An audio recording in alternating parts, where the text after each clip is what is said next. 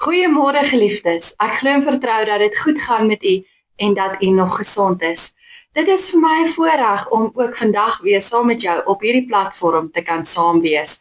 Ons is besig met ons Pinksterreeks. Welkom by die eerste dag van ons Pinksterweek. Ek glo en vertrou dat elkeen van ons hierdie week iets nuuts sal leer en sal ontvang en dat ons sal gelei word deur die Heilige Gees sodat ons ook geestelik kan groei. Maar voordat ons saam wees op hierdie platform begin, gaan ek vra dat ons net eers ons oë sal sluit en saam sal bid. Kom ons bid nou.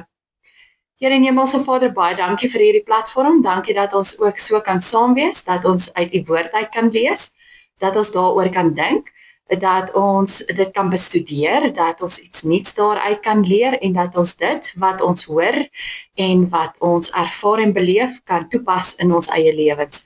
En daarom kom ons nou Gees van God en ons kom vra dat u ons sal help, dat ons sal geestelik groei in hierdie week, dat ons in hierdie week sal hoor wat u volmaakte wil vir ons lewe is en dat ons dit sal gaan begin toepas in ons lewe. Gees van God, dat u ons sal help daarmee, dat u vir ons onderskeidingsvermoë sal gee, dat u vir ons insig en wysheid sal gee en dat u vir ons krag sal gee. En daarom kom vra ons nou, Here, breek hierdie woord vir ons oop. Spreek met elkeen van ons uit u woord uit. Dis ons gebed in Jesus naam. Amen. Nou geliefdes, ons staan by die Jakobusbrief stil en gister as inleiding het ons stil gestaan by hoofstuk 1 en het ons saam gelees vanaf vers 1 tot 11 en vandag gaan ons 'n stapie verder en ons gaan saam lees uit Jakobus 1 vanaf vers 12 tot 18. So indien u Bybel by u het en u wil volg, is u meer as welkom. Jakobus 1 vers 12 sê: Versoekings en verleiding. Gelukkig is die mens wat in versoeking standvastig bly. As hy die toets deurstaan het, sal hy as oorwinningsprys die lewe ontvang wat die Here beloof het aan die wat hom liefhet. Iemand wat in 'n versoeking kom, moet nooit sê, ek word deur God versoek nie, want God kan nie verlei word nie en self verlei hy niemand nie. Maar 'n mens word verlei deur sy eie begeertes wat hom aanlok en saamsleep. Daarna, as die begeertes bevrug geraak het, bring dit die sonde voor, en as die sonde ryp geword het, loop dit uit op die dood. Moenie julleself mislei nie, my liewe broers. Elke goeie gawe en elke volmaakte geskenk kom van bo. Dit kom van die Vader wat die hemelligte geskep het, maar wat self nie soos hulle verander en verduister nie. Omdat dit sy wil was, het God ons deur die woord van die waarheid tot die lewe gebring, sodat ons, om dit so te stel, eerstelinge kan wees van alles wat hy geskep het. Nou geliefdes, ons lees net tot sover. Geliefdes, gister het ons by Jakobus 1 vers 1 tot 11 gesien hoe dat die Here beproewings gebruik om ons geestelik volwasse te maak. In vers 12 tot 18 gaan hy voort met hierdie tema, maar die fokus verskuif so effens van beproewings na versoekings toe. Wat vir my baie interessant is dat presies dieselfde Griekse woord vir beproewing en versoeking gebruik word. Met ander woorde, dit is twee kante van dieselfde munt, waarin die Here en die innerlike sondige natuur 'n rol speel. Die Here hanteer 'n sekere lewenssituasie wat uiterlik is, om sy kind te toets en te louter en nader aan hom te bring. En daarom moet ek en jy daaroor bly wees. Nou dit het ons in gister se gedeelte gehoor.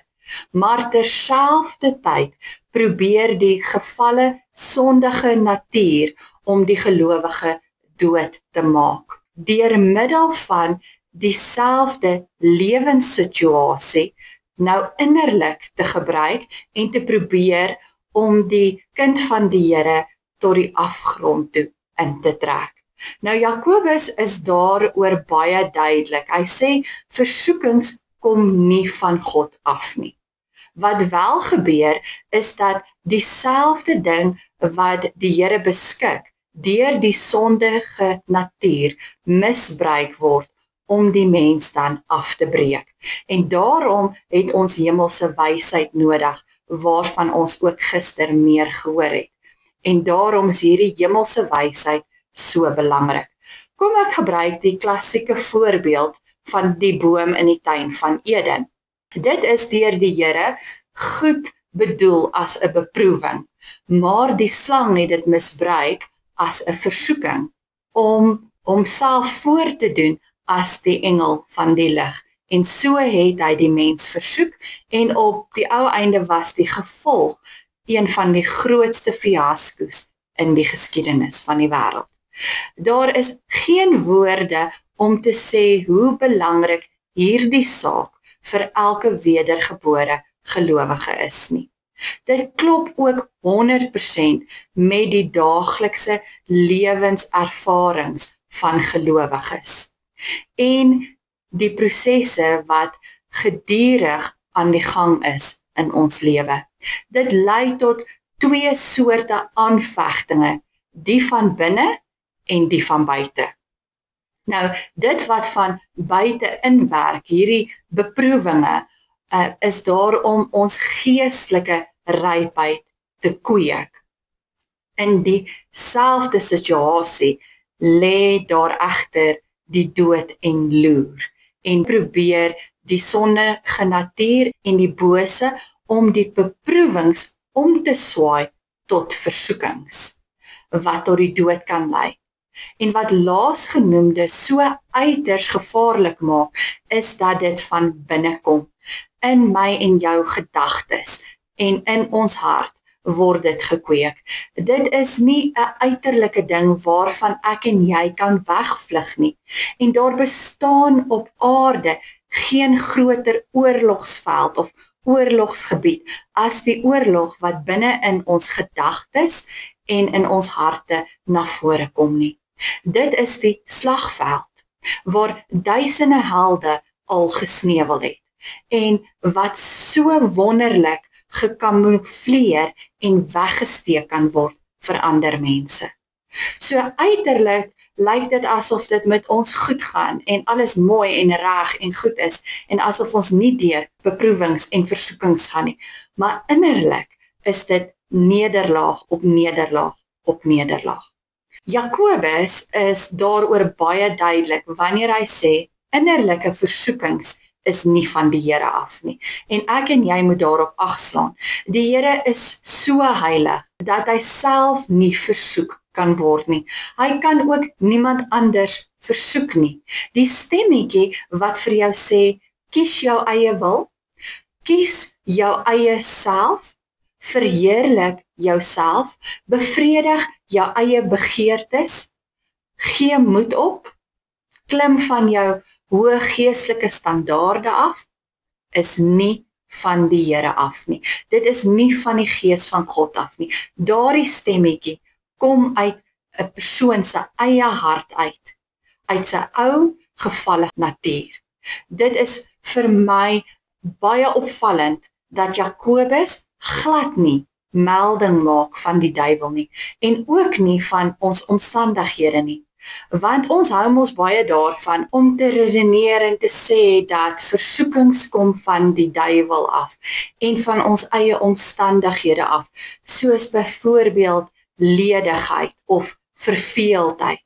En daarom moet die duiwel die stryd aangesê word en moet hy bestraf word vir ons om die oorwinning te kan kry.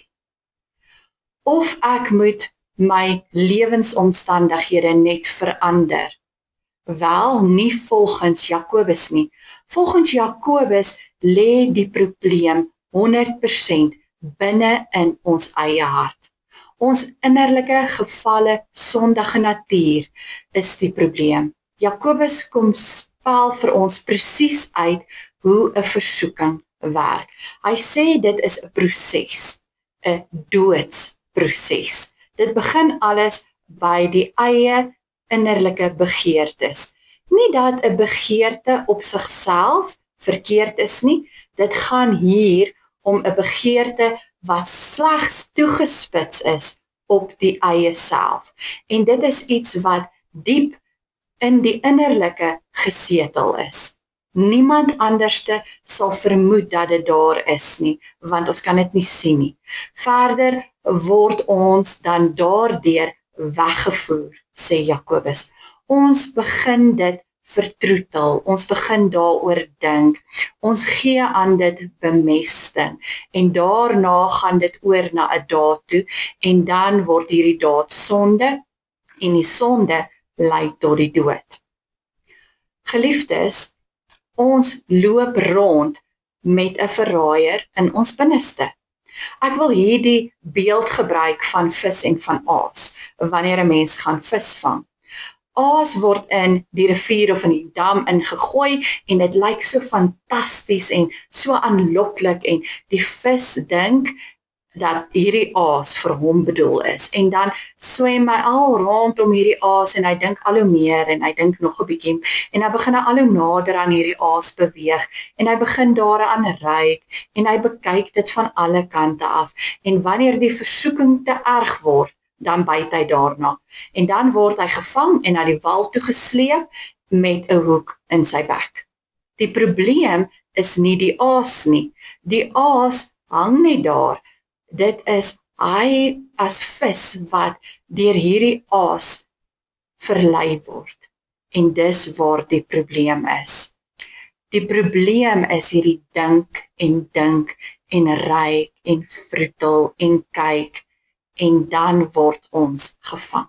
En Satan gebruik dit as 'n aanknopingspunt om by ons verraaier hart uit te kom, om ons begeertes en ons siek wil partykeer te gebruik of ons sondige gevalle natuur te gebruik om ons in die versoeking te lei.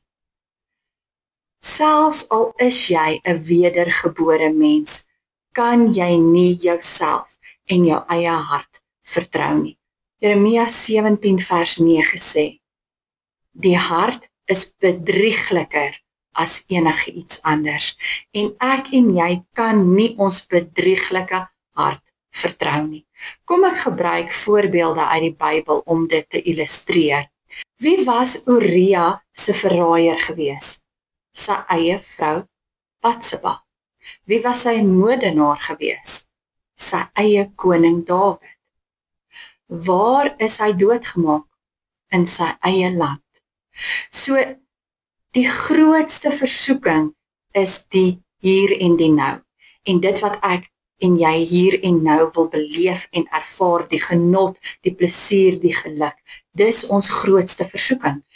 Esau het ook voor sy grootste versoeking van die nou geval, en hy het nie die verskuilde dood raak gesien nie. Kom ek trek dit na praktiese voorbeelde van vandag toe deur. As ek net nou 'n winsie kan maak, as ek net so 500.000 gehad het, dan sou dit my kon deurtrek. Of dalk kan ek groot miljoene wen met die geluk van die geluksgodin en met haar hulp. Of dalk kan ek 'n bietjie plesier kry uit hierdie film op TV. Ons dink net aan die hier en nou, aan die geluk en die plesier en dit wat ons nou kan ervaar uit hierdie situasie uit. En ons hou nie die toekoms in gedagte nie. En die uiteinde is, ons koop in op die genot en die plesier en dit wat ons nou uit 'n situasie kan kry. En ons dink nie verder daaroor nie. En dan word ek en jy uitgevang deur die bose. Jakobus wys vir ons uit dat die uiteinde van alles die dood is. Beteken dit nou dat die dood die ware kind van die Here laat verlore gaan? Dat hy of sy hulle redding kan verloor vanweë die sonde en die versoekings? Natuurlik nie. Johannes 6 vers 39 kom beloof Jesus vir ons dat nie een van sy kinders verlore sal gaan nie. Hierdie dood waarna daar verwys word, beteken egter wel dat die gelowige hier op aarde baie seer kan kry en baie verdriet kan beleef. Kom ons gebruik weer Dawid as ons voorbeeld. Hy het kompromieë en geselsies met die duiwel aangegaan en tydens sy aardse lewe het dit hom duur te staan gekom, alhoewel hy nou in die heerlikheid van die Here is. Maar gedurende sy aardse lewe het hy verwoesting en disintegrasie in sy lewe beleef. So met die dood word hier bedoel die verwoesting en die disintegrasie wat in 'n gelowige se lewe na vore kom en wat beslis nie die moeite werd is nie. 'n Versoeking op sigself is dus nie sonde nie. Ons sien dat Jesus ook versoek is en ons weet dat Jesus nie sonde gedoen het nie. Dit hang alles af van wat ons met die versoeking doen.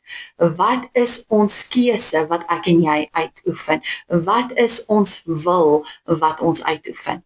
Ons vind dikwels dat ernstige Christene wat 'n begeerte het om die Here te dien, hom soek en hom dien en saam met hom wandel, en dan wanneer daar 'n versoeking oor hierdie persoon se lewe kom, dan gaan lê hulle in sak en as van skuldgevoelens en dan bely hulle sondes want hulle voel dat hulle gesondig het. En dit is verkeerd. Daardie aanvanklike versoeking is nie sonde nie. Dit mag dalk so voel, maar dit is nie. Die groot geheim wat ek en jy as wedergebore mens moet raak sien, is dat ek en jy in staat is om ons wil te kan gebruik. En dis nie wilskrag nie, dis 'n wilskeuse of 'n wilsbesluit. As iemand deur die Here lewend gemaak is, dan beteken dit dat hy die inwonende Gees ontvang het en dat hy as Christen se wil ook lewend gemaak is. En dan kan ons 'n wilsbesluit of 'n wilskeuse maak, want ons wil is lewend gemaak. Ons kan kies hoe ons gaan optree teenoor hierdie versoeking. Kom ek gebruik hierso vir Jesus as 'n voorbeeld. Jesus is in die woestyn ingelei en hy was so 40 dae lank sonder kos, toe die duiwel hom versoek het. Maar Jesus het 'n wilskeuse of 'n wilsbesluit gemaak om nie te val vir hierdie versoeking, toe daar vir hom kos aangebied is nie, en hy het sterk gestaan daarteen. Hy het 'n besluit geneem. Geliefdes, en hy was volkome mens op hierdie stadium gewees, so hy weet waardeur ek en jy gaan, wat vir my en jou kom sê, dat ek en jy ook in staat is om sterk te staan teen die versoekings wat oor ons pad kom, dat ons soos Jesus 'n wilskeuse kan maak, 'n wilsbesluit kan maak, om nie toe te gee aan hierdie versoekings in ons lewe nie. Die groot vraag nou is, hoe kan die wedergebore kind van God oorwinnend lewe te midde van hierdie versoekings? Indien dit nie nodig is om met die duiwel te beklei nie, en ek en jy ons lewensomstandighede nie die skuld kan gee nie, en net ons eie innerlike gevalle natuur skuldig is, waar moet ek en jy dan die oorwinning vind? Hoe maak 'n mens met jou eie hart? Kan 'n mens ooit oorwinnend lewe? Die antwoord is 1000 maal ja. En dit staan in vers 12 tot 18 van Jakobus 1. Die verrassende is dat Jakobus nie minder nie as 4 oorwinningsbeginsels aandui waarmee 'n mens jou innerlike gevalle natuur onder Christus se heerskappy kan hou. En dis nie 'n eenmalige ding nie, maar 'n lewenslange proses. Nou nommer 1 en 2 kom in vers 12 na vore. En daar is net een waaragtige manier om sterk te staan in versoekings. En dit is om die Here deur en deur lief te hê. Dit klink al 'n bietjie afgesaag en elementêr, maar vers 12 sê, wie die toets deurstaan, is hy of sy wat die Here liefhet. Geliefdes, as 'n gelowige 'n brandende hart het, 'n vol hart het, 'n vlammende hart het, indien daai gelowige se hart vol is, kan niks ekstra in daardie hart inkom nie. Natuurlik sal die versoekings kom en aan die hart se deur kom klop, want hulle gaan wil inkom, maar as daardie hart vol is, dan kan daar niks ekstra inkom in daardie hart in nie. Daar is nie ekstra plek nie, want dit is vol van die liefde van die Here. En hierdie liefde vir die Here fokus ook op die kroon van die lewe wat God vir ons beloof het. En dit kom ook in vers 12 na vore. Dit is die tweede oorwinningsbeginsel waaraan ek en jy moet vashou. Begin lewe vanuit 'n nuwe perspektief. Kry jou fokus reg. Kry die Here in die fokuspunt. 'n Mens se sondige natuur fokus altyd na binne toe. En die oorwinning lê na buite toe. So ons fokus moet op die kroon wees wat vir ons wag. Dit moet op die helder, volmaakte toekoms saam met God wees. Nommer 3 en 4 kom in vers 17 tot 18 na vore.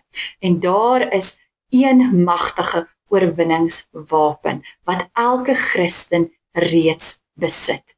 Dit is 'n kwessie van gebruik dit net. As 'n ware geredde mens is jy reeds lewend gemaak deur die almagsdaad van God. Wanneer jy 'n kind van God is, het jy reeds die oorwinning binne in jou. Dit is in jou ingesleutel. Jy kan eintlik nie anders as om te oorwin nie. Jy het die goddelike lewe reeds binne in jou.